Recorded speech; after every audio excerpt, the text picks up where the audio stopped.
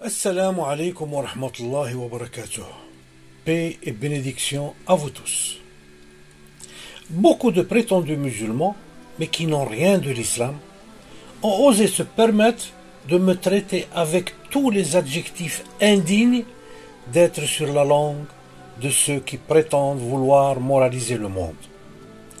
Pourquoi l'ont-ils fait? La réponse est simple. Quand ils n'ont pas de contradictoire, la seule chose qui leur reste, c'est d'exposer aux autres leur virilité verbale, et donc leur insulte et leur offense.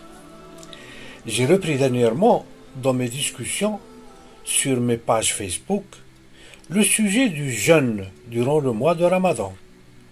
Est-il obligatoire, comme disent la majorité des musulmans, ou est-il non obligatoire, comme nous disons?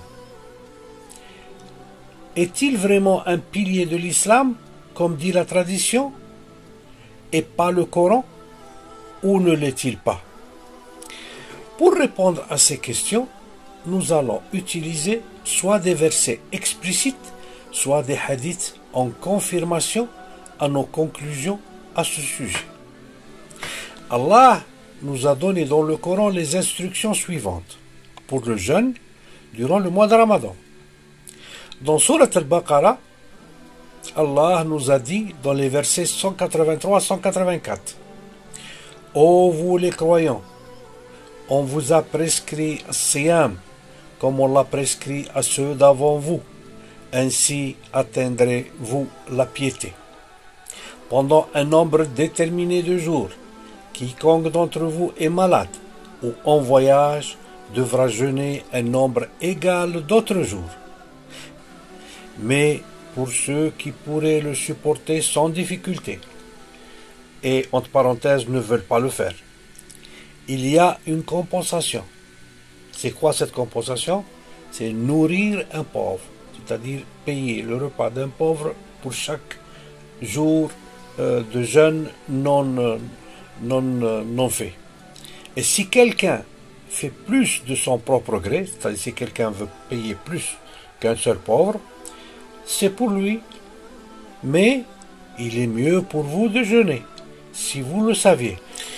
يا أيها الذين آمنوا كتب عليكم الصيام كما كتب على الذين من قبلكم لعلكم تتقون أياما معدودات فمن كان منكم مريضا أو على سفر فعدة من أيام أخر وعلى الذين يطيقونه فدية طعام مسكين فمن تطوع خيرا فهو خير له وأن تصوموا خير لكم إن كنتم تعلمون. À peine nous citons ces versets à des musulmans qui ne veulent pas croire à nos convictions, les voici sauter de suite sur l'occasion pour nous opposer le fait que les versets parlent de Kutiba, qui selon eux signifie Allah vous a ordonné. Ils se précipitent de suite en nous disant que Allah a imposé le jeûne et qu'il est donc obligatoire pour tous les musulmans. S'ils parlaient au moins ayant des connaissances approfondies sur le texte du Coran en général, on les écouterait et on discuterait sereinement avec eux. Mais non, eux, ils se scandalisent à partir du moment qu'ils savent que nous ne considérons pas le jeûne obligatoire. Et le Coran est très précis à ce sujet. car il a utilisé l'expression Furida alaykum dans le texte coranique, quand Allah a voulu nous dire il vous a été ordonné. Coran chapitre 24, verset 1. Voici une sourate que nous avons fait descendre et que nous avons imposée, et nous y avons fait descendre des versets explicites afin que vous vous souveniez. Suratun anzalnaha wa faradnaha. Suratun anzalnaha wa faradnaha wa anzalna fiha ayatin bayinat la'allakum tadhakkarun. Par contre, Allah a utilisé Kutiba alaykum quand il y avait un choix entre plusieurs possibilités. C'est-à-dire à chaque fois qu'il y avait plusieurs possibilités dans un décret divin, Allah a utilisé Kutiba alaykum. Et chaque fois que c'était imposé et sur lequel il n'y a aucune discussion, Allah a utilisé Furida alaykum ou Faradna alaykum. Donc Allah a utilisé Kutiba alaykum quand il nous a, par exemple, prescrit les règles de l'héritage. Il nous a donné deux choix. La wasiya, c'est-à-dire le testament. Je vous dis le verset où il parle de cela. Coran chapitre 2, verset 180. On vous a prescrit quand la mort est proche de l'un de vous, et s'il laisse des biens, de faire un testament en règle en faveur de ses pères et mères et de ses plus proches. C'est un devoir pour les pieux. Kutiba alaykum idha hadara ahadukum al-maut in taraka khayran al-wasiyyata lil-walidayn wal-aqrabin wa bil-ma'ruf haqqan 'ala al-muttaqin. Donc, il nous a donné le choix entre l'wasiyya. Par contre, Allah a utilisé Kutiba alaykum quand il y avait un choix entre plusieurs possibilités, ou alors les règles de partage de l'héritage s'il n'y a pas laissé un testament comme Allah nous l'a prescrit. Coran chapitre 4 verset 11. Voici ce que Allah vous enjoint au sujet de vos enfants. Au fils une part équivalente à celle de deux filles. S'il n'y a que des filles, même plus de deux, à elles alors 2/3 de ce que le défunt laisse. Et s'il n'y en a qu'une, à elle alors la moitié. Quant au père et mère du défunt, à chacun d'eux le 6e de ce qu'il laisse, etc., etc. C'est pas la peine que donc il nous a donné le choix entre la wasiya ou la division de selon ce verset. يوصيكم الله في أولادكم للذكر مثل حظ الأنثيين فإن كن نساء فوق 2 فلهن ثلث ما ترك إلى آخر الآية. Il est clair donc que entre Furida alaykum et Kutiba alaykum, la différence est l'imposition unique sans possibilité de choix dans le premier cas et la possibilité du choix entre plusieurs choix dans le deuxième cas. Et c'est le deuxième cas pour le jeûne durant le mois de Ramadan, où Allah nous a prescrit le siyam, c'est-à-dire le jeûne, avec 3 choix distincts. Premièrement, celui qui est malade peut ne pas jeûner, mais il doit le récupérer après être guéri. Deuxièmement, c'est ainsi aussi pour celui qui est en voyage. Il peut ne pas jeûner, mais doit le récupérer après. Coran chapitre 2, verset 184. Pendant un nombre déterminé de jours, quiconque d'entre vous est malade ou en voyage devra jeûner un nombre égal d'autres jours. أياما معدودات فمن كان منكم مريضا أو على سفر فعدة من أيام أخر. Par contre, Allah a donné licence à qui ne veut pas le faire, c'est-à-dire à qui ne veut pas jeûner, pour des raisons qui concernent seulement lui-même. Et personne ne peut lui imposer quoi que ce soit. C'est-à-dire pour le fait de ne pas jeûner. Et son devoir, comme Allah l'a imposé aux malades et aux voyageurs, récupérer les jours où il n'a pas jeûné. C'est-à-dire, il peut ne pas jeûner et il n'a pas besoin de récupérer les jours qu'il n'a pas jeûné, comme le font, comme doivent le faire le malade et celui qui voyage.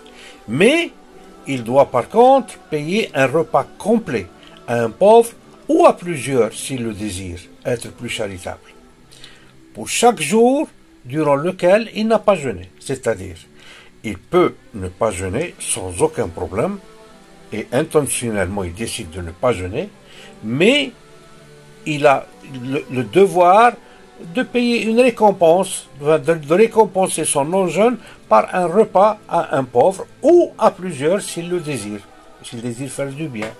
Et Allah, il ne devra plus rien du tout, parce que ce n'est pas une obligation de jeûner, c'est un choix. Donc ces trois choix pour le Siyam, durant le mois de Ramadan, confirment la miséricorde d'Allah envers ses fidèles et démontrent la véridicité de son verset qui dit, Coran chapitre 2, verset 286, Allah n'impose à aucune âme une charge supérieure à sa capacité.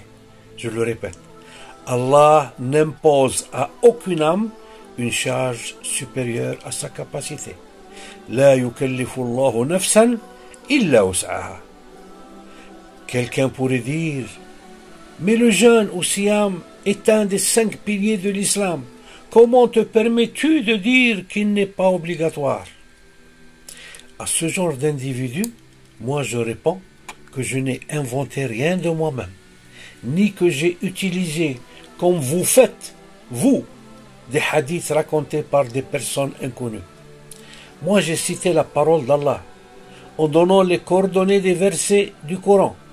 S'ils ont à opposer un contradictoire, ils doivent nier le texte coranique que j'ai cité, ou ils doivent démontrer que je l'ai falsifié, comme on fait d'ailleurs leur chouyour de la honte. Mais pour leur barrer la route à toute tentative d'ouvrir une polémique stérile comme c'est dans leur habitude, vous voici un verset qui ne laisse aucun doute que le jeûne n'est pas un pilier de la foi islamique. Le Siyam fait partie des sha'air, mais qui ne porte pas au paradis. Ce qui construit des pieux et garantit l'entrée au paradis, c'est ce qui se trouve dans l'ordre, dans le verset suivant. Coran chapitre 2, verset 177.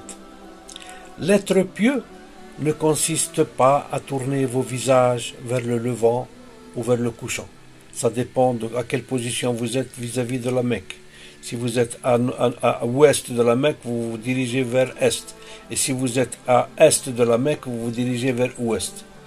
Donc, mais l'être pieux est celui qui croit en Allah, première condition. Au jour dernier, la deuxième condition.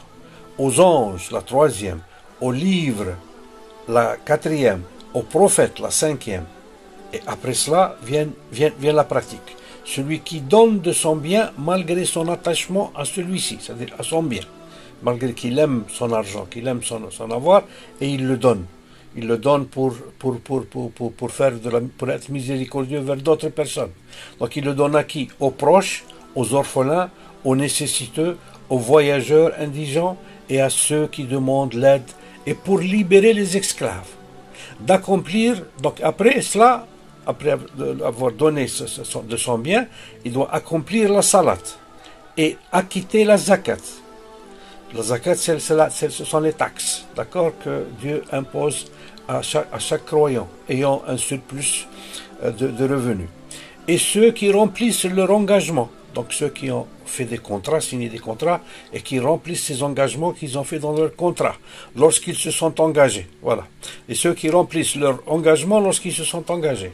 Ceux qui sont endurants dans la misère, la maladie et contre les combats forages, c'est-à-dire ceux qui sont patients durant les épreuves qu'ils ont dans leur vie. Alors, qu'est-ce qu'il dit? Conclusion, les voilà, les véridiques, et les voilà, les vrais pieux, c'est-à-dire ceux qui sont au paradis. Où avez-vous lu ici le jeûne? Il n'existe pas. Allez-y, contrôlez le verset 2, le verset 177 de Surat al-Baqarah, et vous allez vous rendre compte que ce que je vous ai récité ici est reporté dans le verset, sans que dans le verset il y a le jeûne.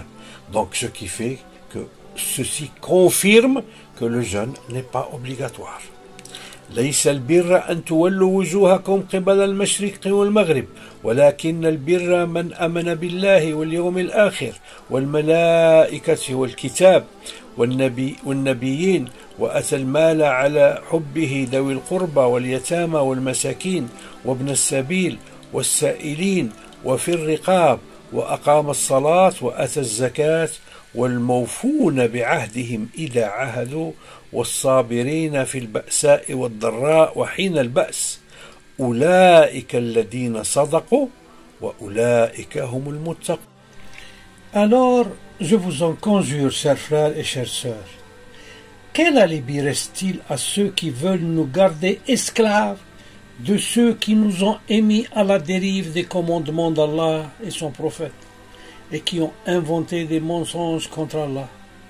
N'est-il pas clair pour des gens ayant l'intellect sain que le jeûne n'est pas obligatoire et que le siyam n'est pas un pilier de l'islam?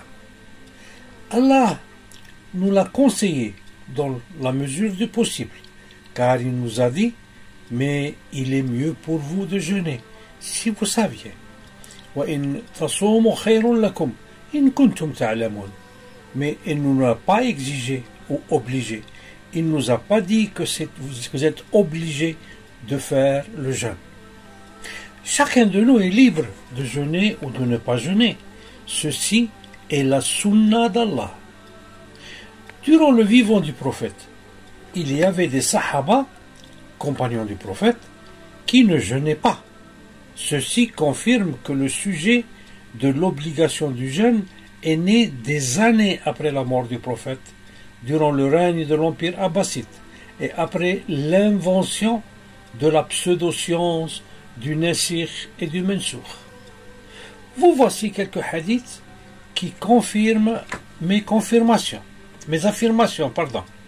De la part de Anas, radiallahu anhu, il a dit: on était avec le prophète, et parmi nous des jeûneurs et des non-jeûneurs. Ni les jeûneurs se moquaient des non-jeûneurs, ni les non-jeûneurs se moquaient des jeûneurs. C'est un hadith rapporté par Malik, Al-Bukhari, par Muslim et Abu Daoud. وعن أنس رضي الله عنه قال: كنا مع النبي صلى الله عليه وسلم فمنا الصائم ومنا المفطر فلا الصائم يعيب عن المفطر ولا المفطر يعيب عن الصائم. أخرجه مالك والشيخان وأبو داود. Un autre hadith encore, de la part de Abu ad-Darda radiyallahu anhu. Il a dit: nous sommes sortis avec le messager de Dieu sallallahu alayhi wa sallam en plein Ramadan, sous une chaleur torride qui a contraint certains de mettre leurs mains sur leur tête à cause de la forte chaleur. Et personne ne jeûnait parmi nous, à part le prophète sallallahu alayhi wa sallam et Ibn Rawaha radiyallahu anhu. Hadith rapporté par le Bukhari, Muslim et Ibn Daoud. وعن أبي الدرداء رضي الله عنه قال: خرجنا مع رسول الله صلى الله عليه وسلم في رمضان في حر شديد حتى إن كان أحدنا ليضع يده على رأسه من شدة الحر وما فينا صائم إلا رسول الله صلى الله عليه وسلم وابن رواحة رضي الله عنه. أخرجه الشيخان وأبو داود. Vous trouverez la même information sur plusieurs tafsirs du verset 184 de Surat al-Baqarah, comme par exemple tafsir Ibn Kathir, qui dit: qu'au début, les Sahaba ne faisaient pas tous le siyam et préféraient payer un repas pour les pauvres, et ce n'est qu'après cela, selon lui aussi, que le verset 184 a été abrogé par le verset 185, en confirmant ainsi que l'abrogation n'a pas été durant le vivant du prophète, mais bien après lui, quand les Abbasides ont inventé un nouveau islam, avec sa pseudo-science du Nasikh et du Mansoukh, 1,5 siècle après, permettant ainsi aux pouvoirs qui se sont succédés d'abroger des versets du Coran par des hadiths, ce qui a permis de produire l'islam actuel, loin, mais bien loin des enseignements du Coran. Je m'arrête ici et espère vous avoir donné tous les détails, vous permettant de vous rendre compte de vous-même d'avoir été dévié du vrai islam qui est dans le Coran. وآخر دعوانا أن الحمد لله رب العالمين والسلام عليكم ورحمة الله وبركاته. Paix et bénédiction à vous tous.